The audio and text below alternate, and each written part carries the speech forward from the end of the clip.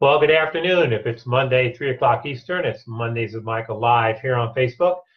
Thank you for those of you who are going to join me today in the room, and thanks to those of you who are watching me post session today in one of our social media postings, either on LinkedIn, Twitter, or here again on Facebook, for those of you who follow me or follow our company, Training Solutions Inc. on Facebook. And if you don't follow us on Facebook or LinkedIn, find us, Training Solutions Inc. You'll see our blue logo, and go ahead and follow us. We post all kinds of content out there that hopefully will help you build a better organization, build better teams, be a better leader, be a better supervisor. So we post out content almost every day.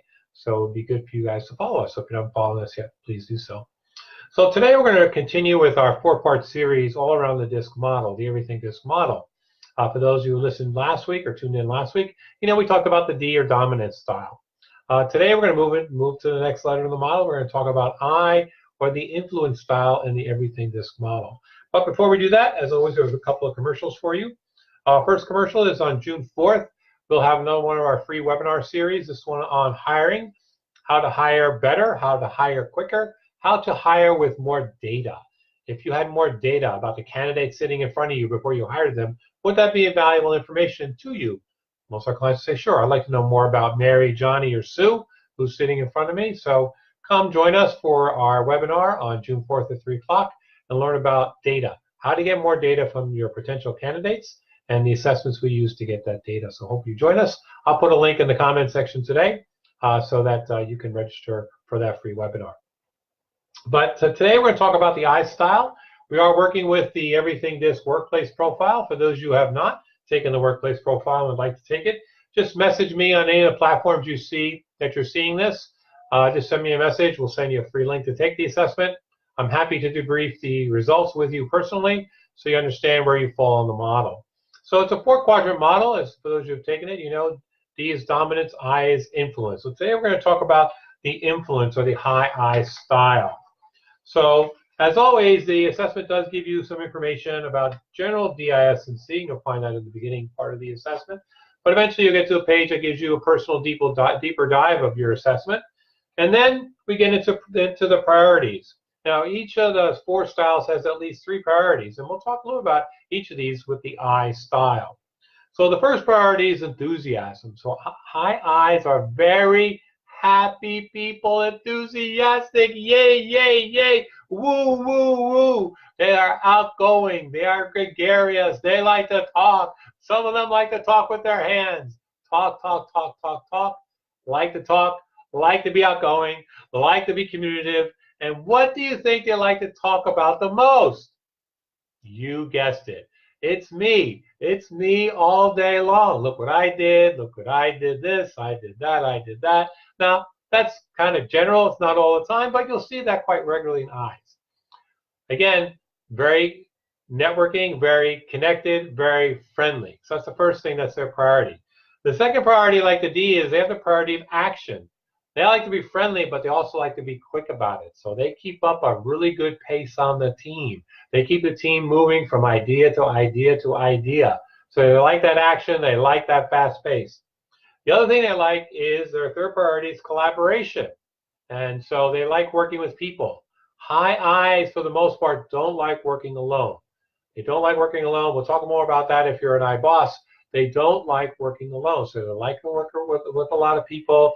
They like to be in an environment where they can express themselves. They like to work in an environment that's fun, that's fast-paced, that's outgoing. And they like that type of work. High I's tend to be very good at promoting, at selling, at marketing. Not that others can't do that, but they like doing this. They like to be promoters. So let's talk about this a little bit. So if you have a coworker that's a high I, you identify this coworker as high I, no matter where you are on the DiSC map, your high I coworkers are very chatty, very talkative. If you're going to have a meeting with someone who's high I, it's not going to be a short meeting. It's going to be a long meeting. It's going to be a long meeting, and it's going to be a long meeting not just about work, because high I's like to talk about everything else besides work. They'll talk about the family, the weekend, the vacation, what's going on in the neighborhood, what's going on in the company. So high I's like to have a longer conversation. So if you feel you're going to have a short conversation with an I teammate, probably not going to happen. So I would plan for a longer conversation with an I coworker, which leads me to the I boss. If your boss is high I, again, it's going to be a longer conversation. You're not going to be able to sit down with your boss for 30 seconds or a minute, say what you got to say, and get out, because the I boss wants to know what's going on, wants to know what you're feeling, what's going on with the team, what's happening within the organization. So again, if your boss is high I, keep in mind they're very talkative. Let them do the talking. Okay, can be a little self-centered, so be aware of that too.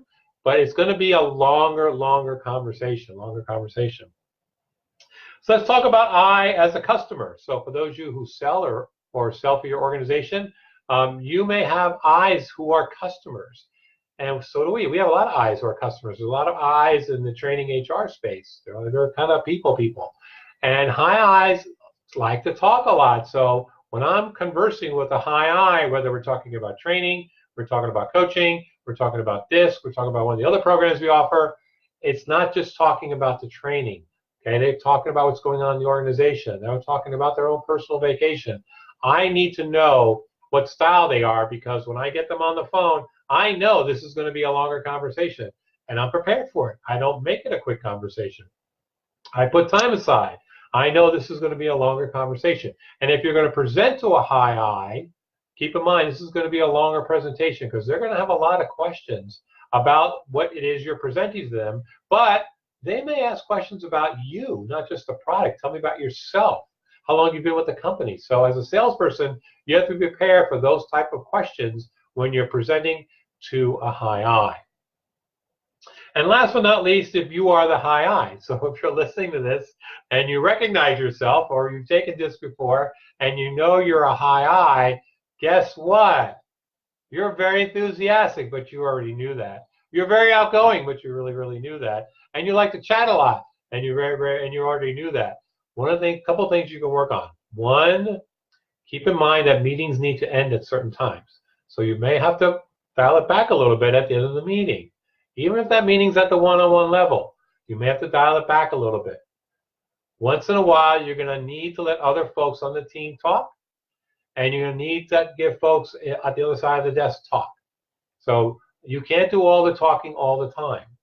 So give folks another opportunity to talk.